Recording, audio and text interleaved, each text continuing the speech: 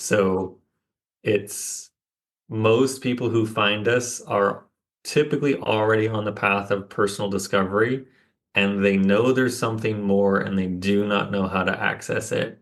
They've hit like this ceiling and they're like, I don't know what else to do. I've read all these books. I've done all the things. I've done all the biohacking. I've done all the things that I can do, but there's still something missing, and I can't quite get there on my own.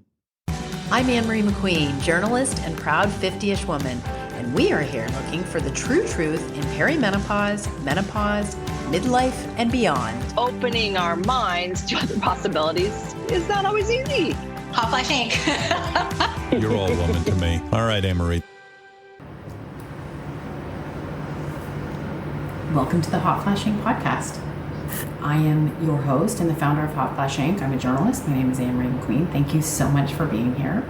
A little departure today. Sometimes I'm pitched interviews with people, and sometimes I just get a little glimmer that I should talk to them. And I had been very interested in plant-based medicine in relation to women going through this heroine's journey of the midlife shift. And so I had wanted to interview someone about it, and I was looking for the right person. And then I thought, you know what, I think these are the right people. Rob Grover and Gary Logan are founders of the Journeyman Collective, an alternative wellness company that hosts luxury guided magic mushroom retreats in the mountains outside of Vancouver, BC. I'm talking to them because it's hard to find people to talk about this, because I think there's women who are interested in this, because I have personal experience with this, which you'll hear about in the podcast.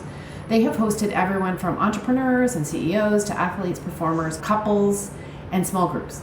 All people who are interested in the highest level of personal and professional development and discovery. They've been doing this since 2018. And we talk all about wanting more and realizing there's more. And these are luxury retreats. So they're going to describe to you if this is something you want, how you start looking for it, and how you make sure you find the right place to do it. Thank you so much for listening. How open-minded are you? And if you've ever heard someone talking about this, please share the podcast with them. I appreciate so much you being here and listening. And by the way, I spoke to these guys when I was really grieving the death of my father, and I was just listening back, editing, and I choked up a bunch of times because they have experiencing the loss, the grief that comes with the loss of a parent as well. It was a very important conversation for me to have about what that experience was like with people who just hold space and let you have it, because that doesn't happen a lot when you're grieving. So I hope you enjoy my conversation with Rob and Gary. I really want to go on one of their retreats. I really do. They sound awesome. Enjoy. Obviously, the first question is, how did you guys get into guiding these retreats? Mm-hmm. It's been many, many decades of inner work, training, looking at self, and learning a lot about the human condition, what it's like to actually be a human being on a speck of dust that's floating through space, and there are 8 billion ants known as human beings that are doing this thing called life, love, and relationships and business. And we, as I mentioned, we had done a lot of the inner work and and it's always happening. So, and we're devoted to it. And Gary's mom, who lived with us for 3.5 years, she decided very quickly, within about 3 weeks, to transition. She passed away. And even with all of the tools that we had, we still couldn't quite shake the grief and depression. So about a little bit more than a month after she passed away, this little tiny fairy human came into our lives. She's a petite little woman, and she came into our lives and she said, I just went on a quest, and I think it might benefit both of you greatly. And so she told me a little bit about it, and she said there were magic mushrooms, psilocybin involved, and I immediately scoffed at the idea, because I had experienced mushrooms in university. I knew what they were about, and I had no true knowing of what they were actually about. It was in university, I had gone on trips. I had not gone on an inner journey or a quest, as the medicine men that we were working with called them. And that's where everything changed after that very first journey. I found my joy again. The depression that had ensued upon myself was gone. I woke up every day asking the question, like, holy crap, like, life happens very fast. You're gone very quickly. And every morning I woke up and walked down the hall and saw Gary's mom's room empty. And she was always in that room for 3.5 years. And all of a sudden it was like, poof, it's like, whoa. So I asked the question to myself, like, what am I really doing here? And that got answered in the actual first journey. And I came out of that journey with a new level of devotion and commitment to my clients that I was already working with, to ask the deeper questions, to ask the bigger questions. And then I had thought that that journey was one and done. Like, I'm doing this once and never doing this again. And the day after, I was in meditation and I saw myself training with the medicine man. And I was like, oh boy, here we go. And that's where I'll typically pass it off to Gary. And Yeah, when Robert came home, the transition or the transformation that occurred was crazy. I looked at him and mushrooms can do this, and sure enough, they did. So I spoke to the medicine man and I thought, well, maybe I can shift the depression, grief, and the bit of anxiety that I was going through. And I booked in with him, and it just happened to be over the weekend that we were spreading my mother's ashes, and it was my birthday. So I always say it was the best birthday gift one can ever give oneself was to go on a mushroom journey. And it relieved the depression and the grief. Anxiety had gone. I come back into my full strength, into my purpose and direction in life. I came home and said to Robert, I had these visions and this imagery that happened in a journey that I think we're supposed to work with this medicine. We looked at each other as like, how do we incorporate this into our work, into what we're doing in the world? And so we spoke to the medicine man and asked him maybe he could guide us or train us or um, uh, direct us in the correct direction on how we would be able to guide other people in our way, mhm. since he had his way. And so that was when the Journeyman Collective was created. We embarked on a journey to lead journeys and guide journeys for others. It's interesting to me. I lost my very suddenly. He had an accident and I flew home and I saw him, but I've been left with that feeling. I've gone through a grief journey myself, but that feeling of like, where did he go? And it's really shifted something in me. But what happens? Do Mhm. you see it? Do you see like what happens that connects that in your mind? So I would say it's mind, body, and soul. And I love the question because I don't think anyone's ever asked us that question. Um, it's a letting go. So the space is, and this is the difference between a trip and a journey. A journey really respects all levels of the human being, because who you are on this current Zoom call and audio recording is not the full being of who we are. And it allows us to essentially clear out any static, clear out any noise, clear out any emotions that no longer serve us. The grief will still be there, it'll come back in waves, but it's not like this wet, heavy blanket that's holding us down from feeling that connection. So your dad, Gary's mom, she is always with us. She leaves dimes everywhere for us. And we find them everywhere in the most bizarre places. And we have a little crystal here, but there's 3 of the dimes that we found. Amazing. One of them was the dime that we found when we first moved into our home and center that we're living in now. And so the space is created to allow you to let go of those emotions, let go of the pain that you're holding in your heart, let go of the pain that you're holding in your neurological system. And then as a consequence of that, the myofascia, the whole physicality opens up, which allows the divine current of the cosmos to flow through you more easily so that you can receive information. We're always receiving information in various forms. But I think the grief and depression blocks it out, and then we don't feel connected to it, and we may feel like we're lost. Did you want to add? I think how how do we relieve the depression and grief? No, it doesn't disappear. You know that. What happens, the connective line of thought around the situation is if you look at a diameter and do the size of a totem pole and how the width of that is the bandwidth that you're giving information to the grief of the loss of our parents. As time goes by, and we believe psilocybin does assist this. It decreases the diameter width of energy that you're giving to the story about your father or mother dying.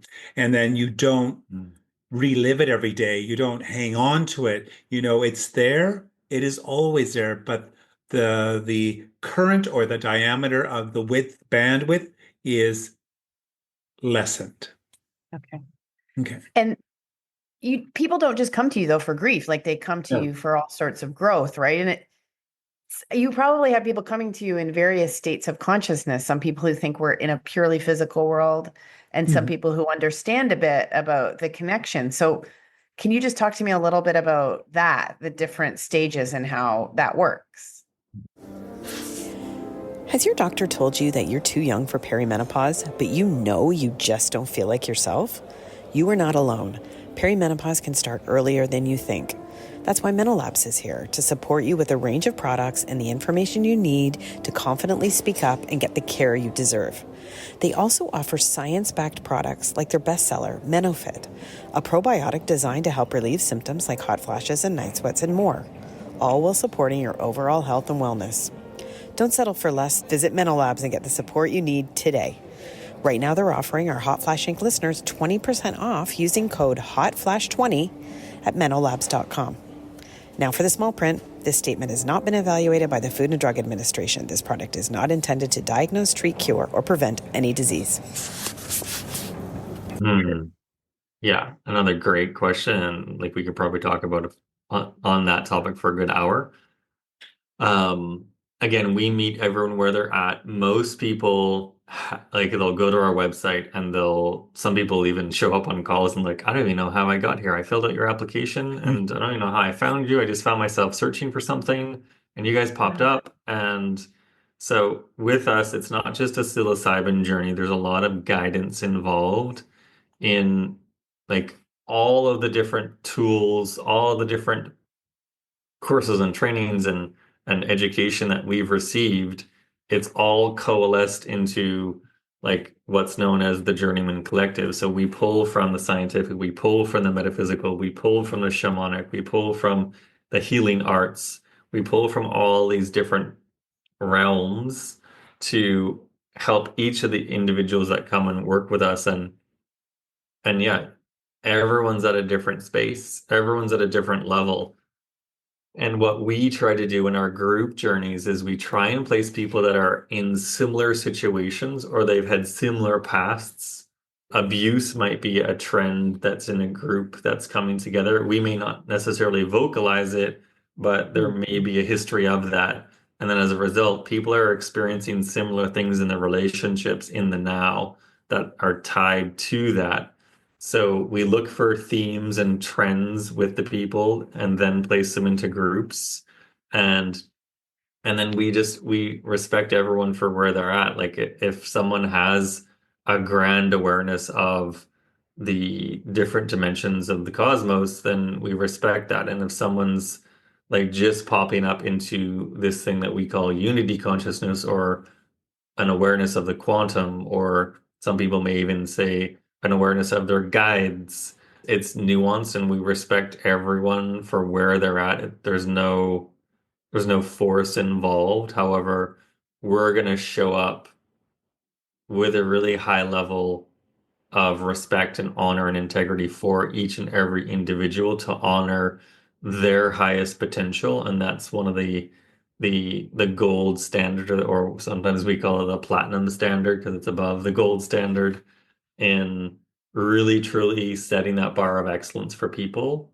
And then when you set that bar really high, it allows other people to sort of move into whatever space they need to be in, and then they attune to their excellence for where they're at, and then they get to go out and, like, the biggest resounding message that we hear from people is like, I want to help people. And it's like, yeah, that's the intrinsic desire of every human being on the planet.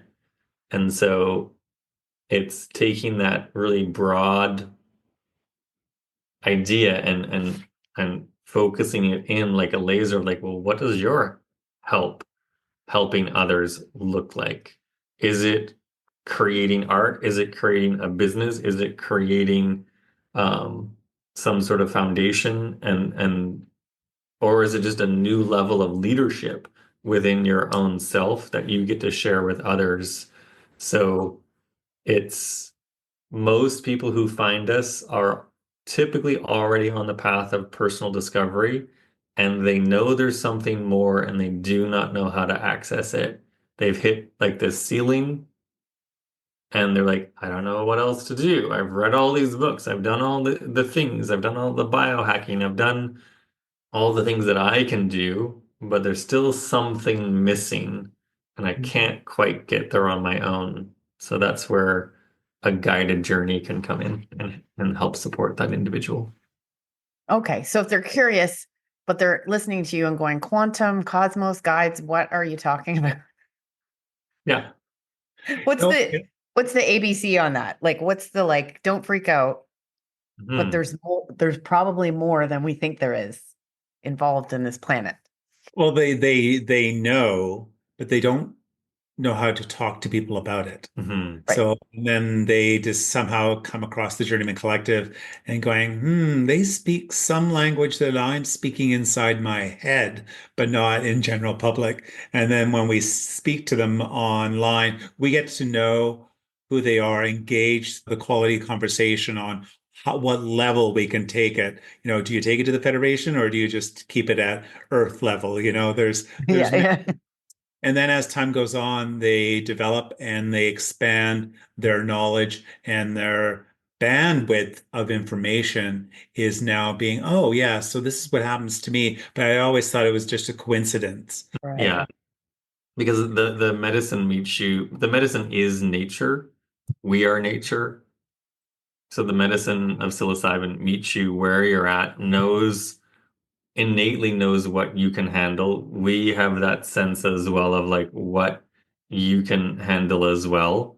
And then we just help people to, like, whatever they experience in their journeys, we help them, and this is a big part of the work that we do. We help them actually understand it or have tools in their toolkit to move forward with so that you will understand it if you're supposed to.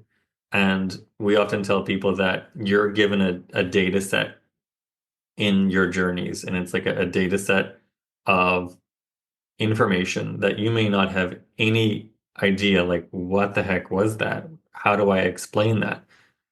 And that's where you can revere that experience. And it's like a giant zip file that you're given, and you get to unzip that file little by little in your own exploration and discovery of your own awareness, and you get to learn from it. But then the learning is applied and implemented into your life so that it's not just, oh yeah, I saw some things and that happened. No, it's actually, it's sacred intelligence that's being given to you so that you can know more about yourself and you can create based on where you're at in your life.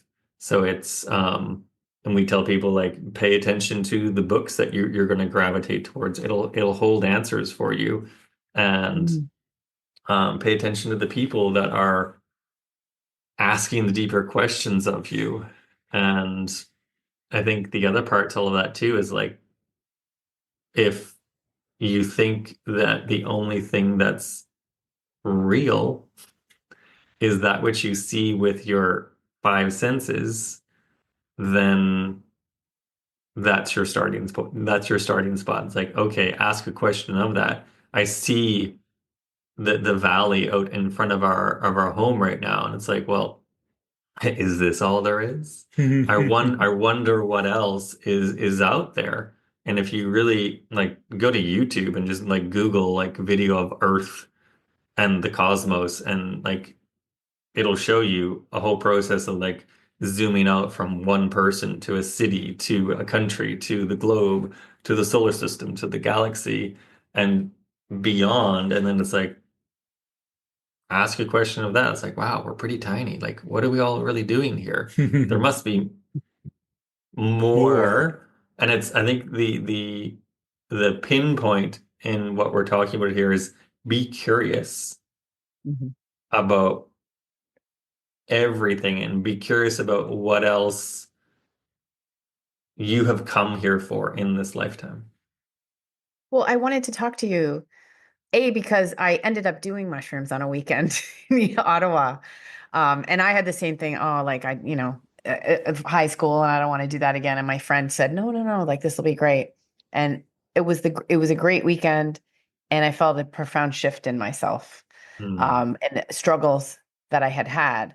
But for women going through like midlife and perimenopause and this sort of like heroine's journey that they have, I sometimes wonder if with everything going on and not and having the questions and not answering them, like shoving them away, what that does to a person. I wondered what you guys thought about that. And it's not just a female thing. I know this happens with men as well, but I wondered what you thought about that.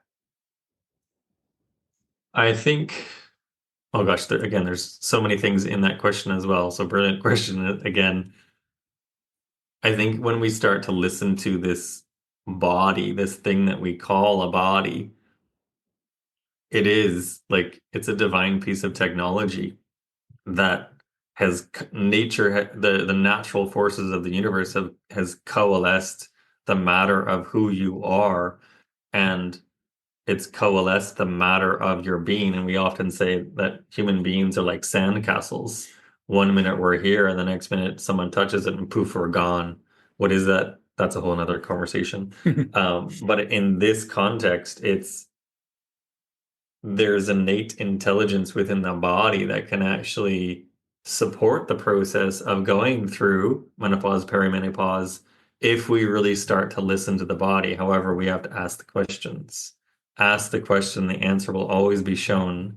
So I think, like, heck, I'm always, for your listeners, there are two men on the other end of this podcast, and I'm always in awe of the potent power of the female body that, like, I'm covered in goosebumps right now. It coalesces matter into the form of human beings. Like, when you really think about that, and we often say one of our taglines for our business is raising up soul community. Like, women have this system within their body. Obviously, it needs the male counterpart, or, well, not necessarily. It just needs the sperm in this case to create that. Yeah. So it's raising up, like you're raising that sandcastle of that human being. And when we can actually attune to that, like I'm waving my hand in front of my heart right now, and when we can attune to that deeper level of intelligence, because we often say that most of humanity is running around with the soul wetsuit, the wetsuit of their soul just around their head, and they have it stuck around their shoulders, and they can't quite pull it down around their heart to access the heart intelligence. And when they do that, it's like oh my gosh, there's a new database available to me of intel that I've forgotten about. And finally someone has come along and connected me to that. And now I get to foster that connection with the heart and the mind. And it's an awakening process of honoring that absolutely magnificent technology that, like, for your listeners, like, look at your hands, look at your feet, look at your legs, look at your body. It's freaking phenomenal what this thing does on a daily basis. So, did you want to add something to that? It's about male and female, the women going through perimenopause, etc. It's like sometimes, That I love that. That's one of the things I try to speak against, right? Talking so much about symptoms and making, like I know it's the reality is you don't feel very good some yeah. of the time, but I think the focus on the misery, I can see how it works for a lot of people. And I worry a lot about talking too much about it for that Mm. reason. It's comes to attention, doesn't it? It's what we give the energy to. So if you're in a state of depression and that's all that's running in your system, totally get it. How do I bring myself out of it? What is other than medication? Medication does not resolve the situation because there's a root, and the medication never gets to the root. It's just a mask. So the idea is, find someone, Mm.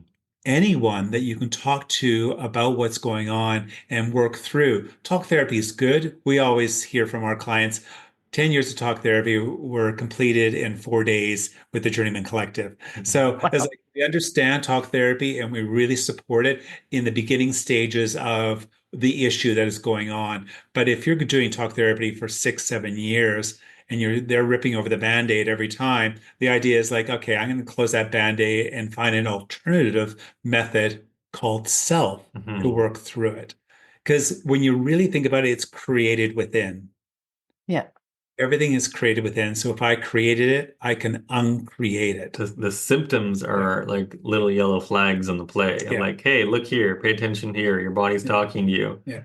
And it's like we believe that the body is like the most amazing, fantastic pharmacy on the planet.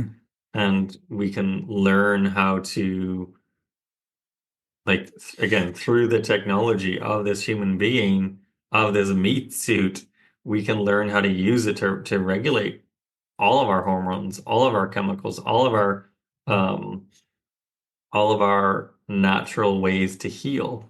So and like 20 plus years ago, I went through a very deep, dark depression, went through a healing crisis, and it was meditation. It was working with a naturopath, working with an acupuncturist.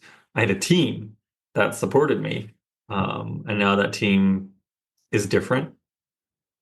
And it's also asking the body too. I think like we have a full cupboard, excuse me, excuse me, a full cupboard or apothecary of supplements and a lot of different things. And some of the people are like, wow, you take all these every day. It's like, no, we listen to our body of like, what does it want to receive today? And then like based on what we're feeling, what we sense. So it's building that sensory awareness of like, oh, that my body, mind, and soul wants this level of support. And it changes every single day. It's vitally important to listen to the words that are coming out of your mouth. It's true, Mm. or what you're hearing and receiving. So understand that you can change the dialogue anytime and break the old habits of thinking and speaking. And once you're aware of that, of the language that is coming out, is like, I can reword that Mhm. and re-express and express differently. The body energetically changes from the dialogue that your conversation inside and outside through your words. Well, I'm thinking of a person who's angry and posting on social media about how bad their perimenopause is. And they're like, it's easy for you to say because you're a man and you don't Yeah. know. Right. Yeah. But at the same time, I interviewed these two beautiful women who run Red School. It's a menstrual awareness program. They're awesome. And one of them said they think the reason that women are suffering so much is this disconnection from their body. And I thought that was so interesting, right? Because you have tribes in Africa, the Hasdas, that are one of the last living sort of, not like we do, like living as we used to. And they don't even have they don't have any symptoms. They don't have menopause. They don't. So when I'm hearing you talking, it's like, yeah, it's easy for you to say, but the connection, I think, to our bodies is bringing us here. And people who are working with women see that, and the lack of connection, and the connection could bring you out of it if you let it. Yeah, because then you're going to be listening differently to your body. And so for the person who's deeply angry, I would ask, like, what's under the anger? It's probably a deep level of sadness that people haven't shown up to help. Because and like we just worked with lovely, lovely soul. So many people in her life had told her, like, you need some help. There's something going on. You're really angry all the time. And it turns out that it had nothing to do with anger, was just the surface expression of a lifetime of baggage that was being held onto, that was connected to sadness because no one had shown up for her to create the space to let go of all of the moments of sadness that had occurred for her. And as a result, it was like exploding into the world as anger. And does anger have a place? Absolutely. There's sacred rage that you can have. It's like, what are you creating with it? Are you honoring destruction, or are you honoring creation? So, like, two of the main rules that we speak about in our work is, one, know thyself. Know you, not someone else. So if someone comes along and says, this isn't who you are, that's not their job. It's my job to know me. And then second is, what are you co-creating with the ingredients that are being given to you in your life? And there's some aspect, I think, like we have a lot of women that support us and in our team.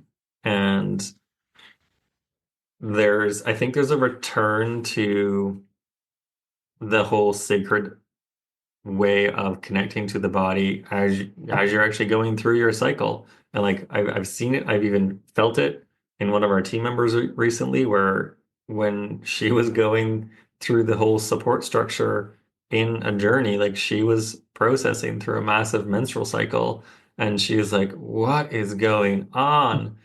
Part of what she recognized is that there was a sacred shedding taking place from lifetimes. It was ancient familial shedding of the old. And so I think we're at a massive precipice in life as being human, where there's a return to the sacred. And it's nothing to be scared of. There's only one letter difference of scared to sacred, or sacred to scared.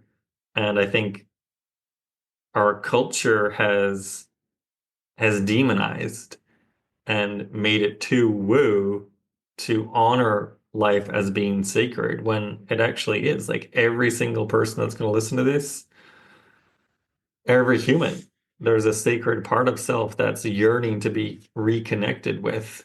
And there's a mystery to life that we haven't figured out, but we're curious about it.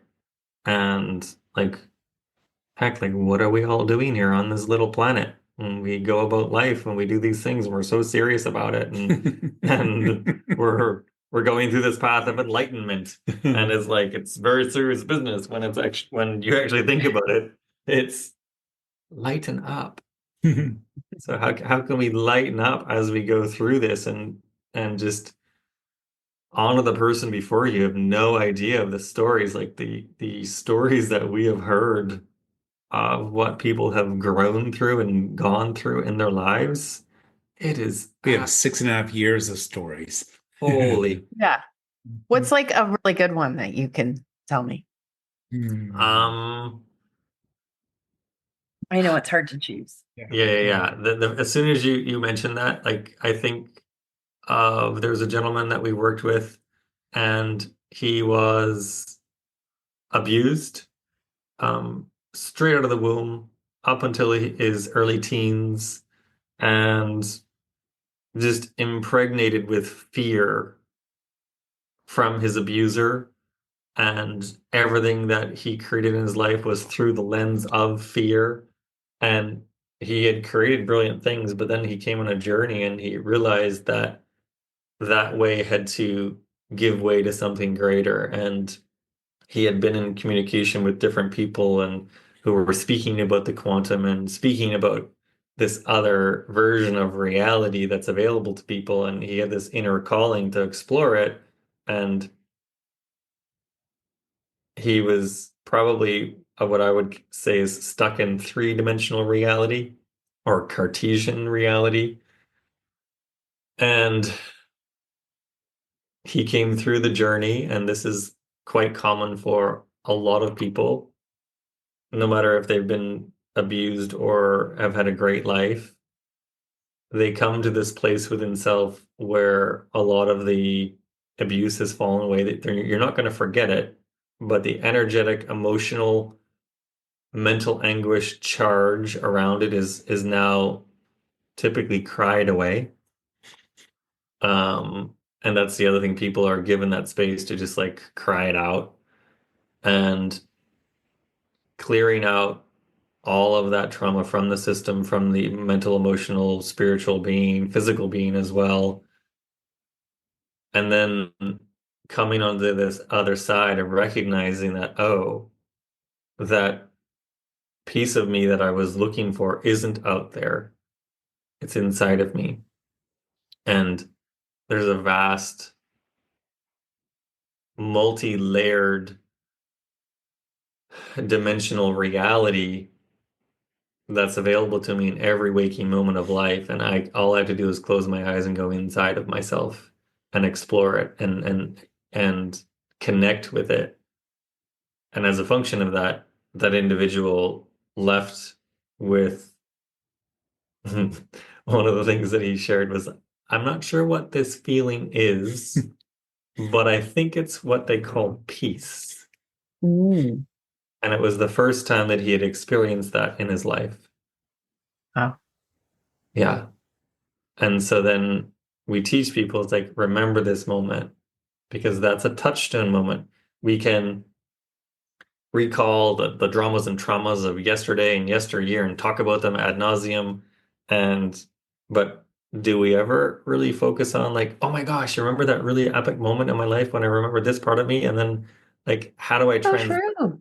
That's how so do I true. translate that into my reality, as opposed to being stuck on the record player of like, oh, this person wronged me and that person wronged me. And there's just, again, our culture doesn't support yet a full embrace of that inner reality of self so that you can truly heal.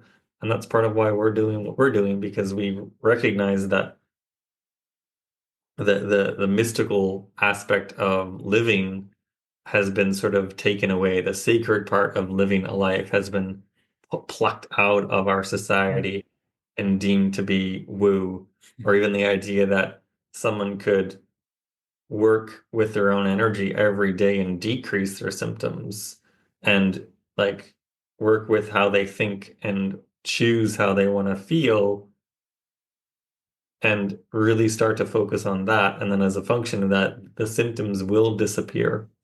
And I haven't gone through perimenopause or menopause. However, I've gone through depression, and I know that you can move through it naturally. You can create something different.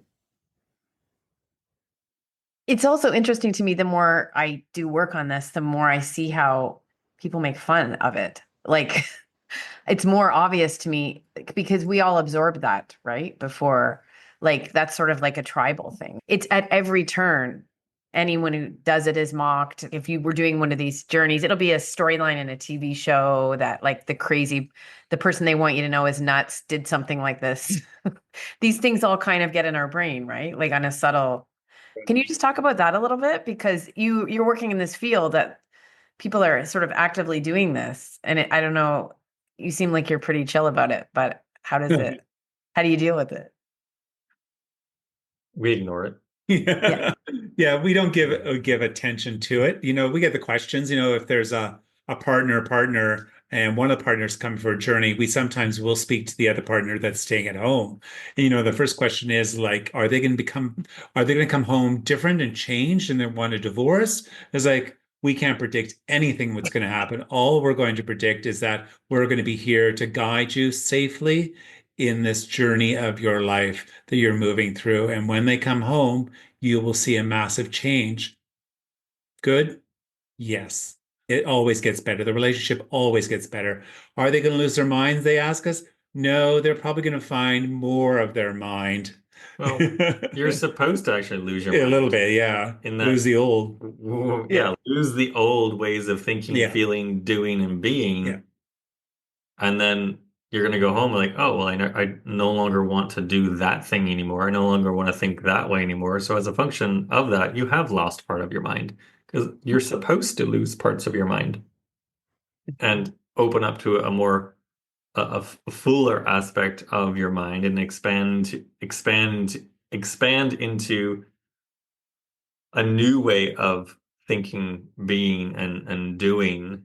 I think it's an uncluttered way of thinking and being and doing. There's so much, you said it, noise around us that we forget to get in tune with ourselves, and we just act out of habits, hanging out with so and so and so and so. We do the lunch and the whole thing. And when you come back from a journey, you go out for the lunch with the same group of people, you're sitting there, I don't connect to any of these people anymore. I am not way beyond, but I've evolved, and I will show them as much as I can, and hopefully some of them will come on the journey with me. But most of them are afraid to step into the world of discovery of self. So they'll basically pull away as you move forward in your life. So your group, your energetic being changes and evolves. There's a bit of loneliness there. Yes. Maybe while you experience that. I have experienced that too. Yes. Yeah. So I was just going to add that it's decreasing the amount of noise or the inputs. Like our society is like, most people have a cell phone in their hand from the time they wake up to the time they go to bed. There's a TV on, there's a radio on, there's inputs. There are so many inputs happening that it's like, if you could just decrease the inputs for a while and really like cut that noise down so that you can like, hey, like, wait a minute, what if an actual guided journey would actually serve me, my relationships, and my health, and the emotional connection that I have with other people? Like, why not? And then if you dial it right back, a mushroom, it's a freaking mushroom that grows in the bloody forest. And what does it do? Fungi. What does the grand kingdom of fungi do? It decomposes that which is no longer necessary. And the human is like, but I want to hold on to this baggage because it's so comfortable and it's so who I am. When it's like, no, you can let that go. And that's what I think we haven't been taught, how to let go of yesterday's stories. And that's what the medicine will do, whether you like it or not. And that's what people are afraid of. Like, who am I going to be if I let this go? Truer self when you leave the Journeyman Collective. You're going to be, clear and open to receive. You'll be more aware of your environment and all around you, and you'll be able to make conscious choices other than habitual choices of responding and reacting to life. Yeah. And then the lonely part, I think one of the number one things that people are coming to us for is connection. Mm-hmm. And it's they're lonely because they haven't connected with self. at that deeper level. And that's why I went on my very first journey. Is like there's something missing, something isn't quite there yet. And I remembered a deep, vast part of myself. And then connection to self, which then allows connection to others, which then also allows for a connection to this thing called life on this little speck of dust known as Earth. Um, so it's that we hear a lot of people who are lonely. Um, and then to me, it's like if those words are coming out, it's like what's required of my being to connect? What does that Well, look the readjustment and maybe in your social circle after an Yes. experience like Yeah. this, I guess you could think it would be lonely, but I have gone through that myself, and it's not it's not the same. It's a different thing. It's just a sort of strange feeling of things not working. But I feel like the lonely feeling is when you have a big social circle and you don't feel like you're connecting in there. I don't know. Do people talk about this? Yeah. It's the norm that this is the way that I was normal, well, quotes, air quotes. And that way of being is just what society has dictated what it is to have friendship and connection with groups. So you're part of a group and part of that collective, and you're all there and you're all doing your thing. But when you finish with the journey and go back to that group, as I said before, you have a different set of eyes and ears and listening skills. And they'll either see there's a massive change in you. What have you done? We want the same thing. Or they will retract back and go back into the darkness and leave the circle. And so your circle will expand as time goes on. You'll attract those that you want to really hang around with. Do you hear of people who go back? Not, I know that's not what you meant, but Yeah. do people have this experience and then say, "Oh, I was doing great, but then now I'm right back to my old ways"? rarely that happens. People will forget different pieces that they experienced, and then we're there to gently like give them a gentle slap upside of the head in a loving way to basically say, "Hey, do you remember this part of your journey?" And they're like, "Oh yeah, I forgot about that." And do you remember how you felt? And so it's more about people will forget that they have a tool belt around their waist of different tools to use on a daily basis. And the number one thing is like their own awareness of like, oh, well, I feel depressed and like depression's back again. Like, oh, crap. When in actuality, depression is just, for the most part, depression is the universe is giving you a package of creative energy, and you're still stuck on the old version of you that doesn't know how to work with that, and it's asking you to create something different. And I think I forget who said it, but someone said depression is typically there because you're sick of being yourself. And you're sick of being the old self, and the new self is like in this cocoon that wants out.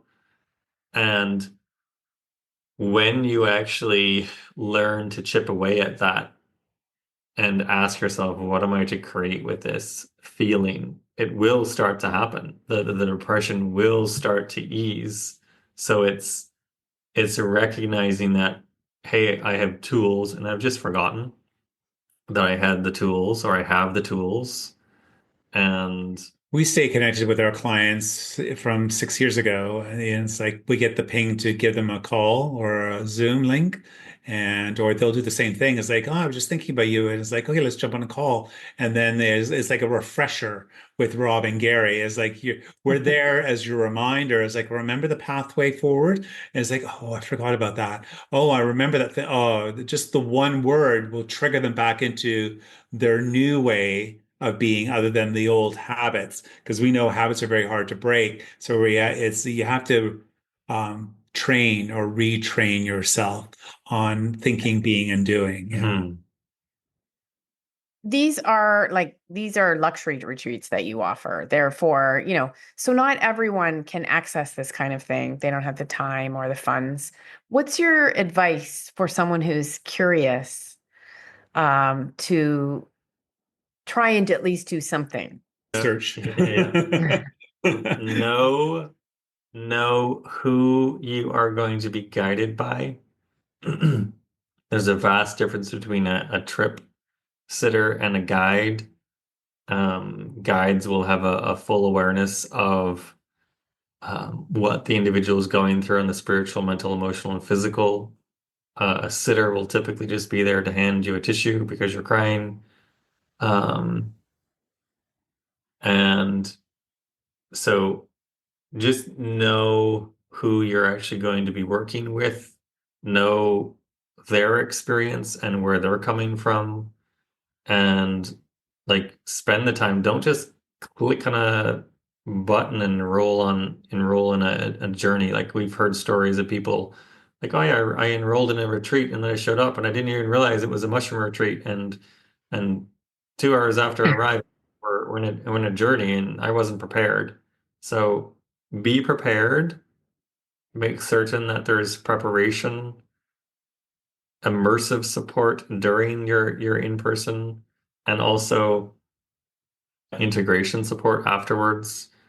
And like in our work, our offerings, the ceremony is a very small part of what you're actually coming to experience. So it's, yeah, do your research. There's a grand phenomena out there that, which I think is a offshoot of the pharmaceutical industry, that, oh, the medicine is just a quick fix. I can go in for a 5 hour ceremony, come out, and I'll praise the Lord, I've been healed, and I don't need to do anything with it. When that's the fast food pharmaceutical ideology coming into play there. So for your listeners, if someone's offering you just that, find someone else who's going to be more supportive. Um, so the support is so key. Are there risks? That you're going to know yourself more. You're gonna lose parts of yourself that no longer are needed. Psilocybin is one of the safest medicines that you can use. It only works with the serotonin receptors in the brain. So cardiovascularly, there's very little, like emotionally, you may have an increase in heart rate, but the medicine itself isn't necessarily going to cause it. It's typically more from emotional turmoil. So it's one of the safest medicines that you can be with. And yeah, and then for your listeners, like when we guide people, typically they're in essentially a meditative state. They're laying in stillness, they're laying in silence, they're listening to music that we play through iTunes.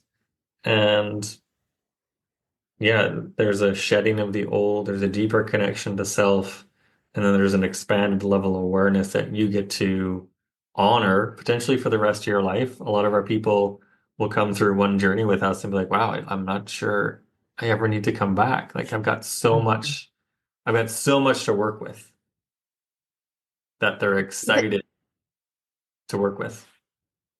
Is it legal? It's in a gray area. Mm-hmm. And our standard answer to that is that it's a mushroom that grows in the forest. Yeah. Yeah. I like that answer. And another thing for your listeners to understand is if they are seeking out guidance in a journey, ask them where they source their medicine Oh, and okay. where it's grown, what is the medicine they're using, the strain, what is the dosage, and there are protocols around it, the handling of it.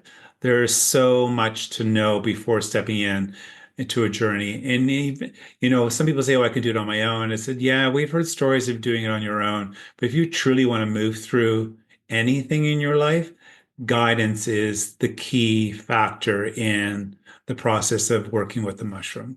Well, I can't thank you enough for telling me all about it. I feel like this is a magical conversation that I needed. I just felt like I needed a little reminder of what the world is actually Yes. a part of. Yeah. Thank you so much. Thank you. And the Journeyman Collective .com if people want to know more, and they can reach out to you and ask questions and everything.